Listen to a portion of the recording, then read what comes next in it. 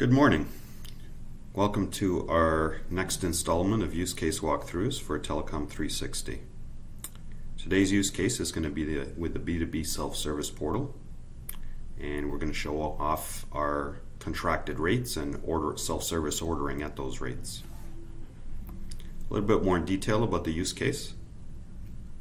An established B2B client is going to sign into his portal. He's going to browse the catalog and add the co-location services to the cart. He's going to configure those services, and he's going to select from a series of options in terms of the contract term and the pricing. He'll have 3 options available to him under his contracts, plus the general retail rates. And then we're going to show you the orchestration of the order fulfillment through a series of manual and automated tasks, including integration with the operator fulfillment systems.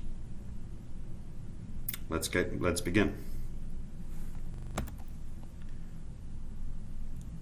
We're going to begin this use case as an established client logging in with his email address.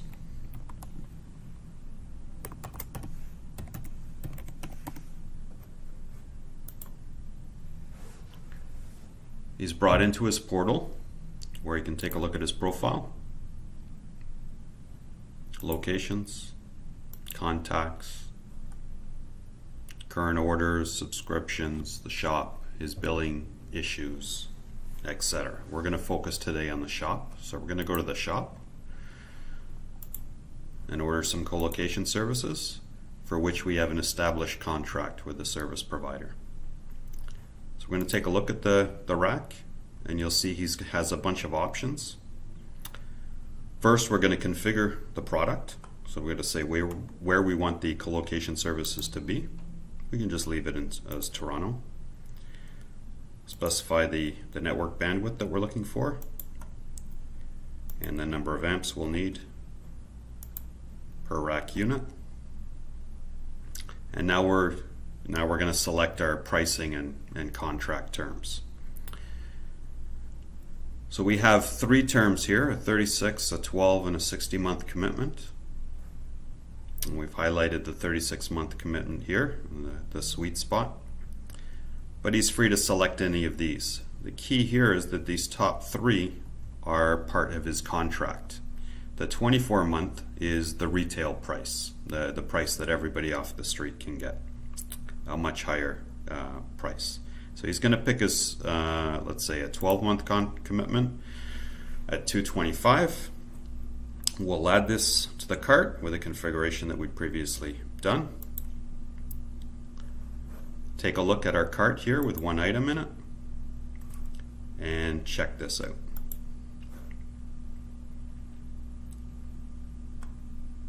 Provide a purchase order number,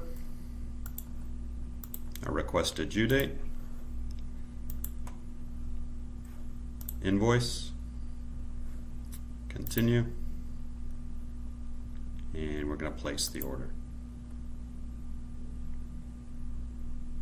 And that's it. We can go back to view the status of that order, and it says it's in processing. Now let's go behind the scenes into the operator's side of things. So we're going to sign out as the client and sign back in as myself.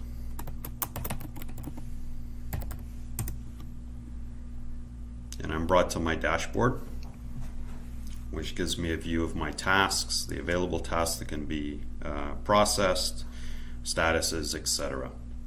I'm going to go directly for the purposes of this use case, and let's go and view the order. And we'll see that the order came in for Brazen Products, which is the client that we were for. We open it up and we can see the product that had been ordered. So co-location services in Toronto. You'll see we were charging him $225 for the rack itself, and an extra $32 and $200 for the power and the internet. Now let's take a look at the pricing here. So $225 for the rack based on that 12-month commitment.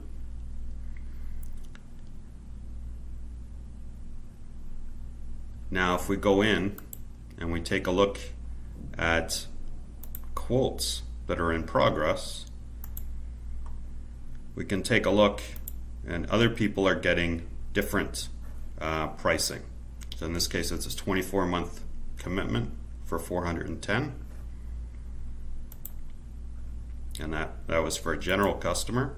And if we look at Blue Sky, $312 for the 48-month commitment. Now let's take a look at the catalog and see why these people are being offered different contract terms and different pricing.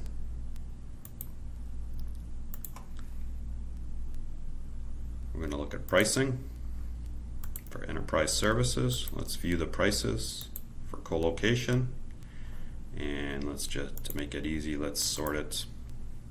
You'll see that we've got for our self-service customer a set of pricing for their contract.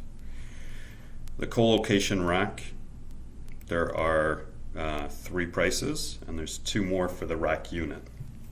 These are the 3 terms that we saw when we picked the rack. The price of $225 for the 12-month, which is the one that we selected. And then, for example, $160 for the 36-month period. So we have customer-specific pricing here, that was made available to the customer because they have a specific contract with us. Blue Sky was getting a different contract term because they have their own contract, which defines the pricing and the terms, etc. And then we have the regular retail pricing here. And in fact, we also have pricing based on customer tags or segments. So in this case, any customer that has a VIP tag on him will receive that special offer. Could be retention tags, etc. So now let's get back and take a look at this order that we placed through the self-care portal, and you'll see that it's in processing status. If we go and take a look at the subscription, underneath the covers, you'll see there's a subscription that's been created for the co-location rack for Brazen products. It's in activation status. There's one outstanding task that needs to be done. And if we go and we take a look at the tasks in this view, you'll see that we've actually already done some work.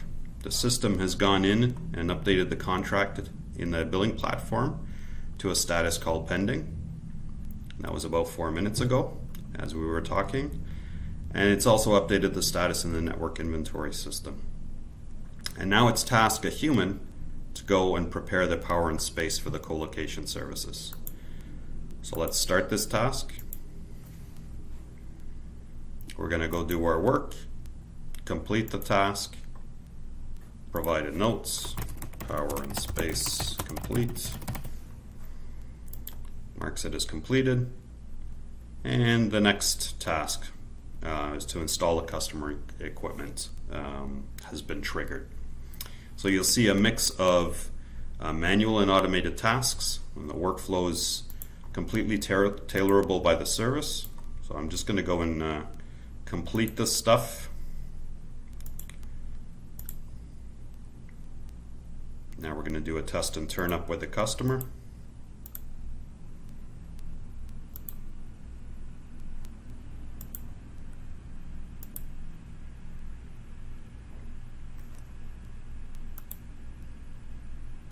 And now the system is going to drive publishing to the billing platform to activate the service in the billing platform. It's going to update the service assurance systems and the network inventory systems. And once all of that's done, then we go in and the service will be turned to active. Now we've spun ahead about 30 seconds while we receive the responses from the other systems. Once they're all received, the subscription is turned active and service is up and running and ready to be billed and invoiced. And that concludes our demo today that showed you a client logging into his self-service portal placing an order against his contracted rates, selecting one of those rates, and triggering fulfillment behind the scenes. And in that fulfillment process, you saw a mix of automated and manual tasks, how a person would be tasked and complete the work, how systems would receive an API call to update billing, service assurance, network inventory, all of the systems that need to be updated in the OSS BSS. Thank you very much.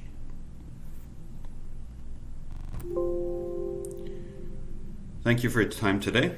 As always, if you have more questions, you can feel free to contact us at sales@cloudville.com or give your local sales rep a call. Have a good day.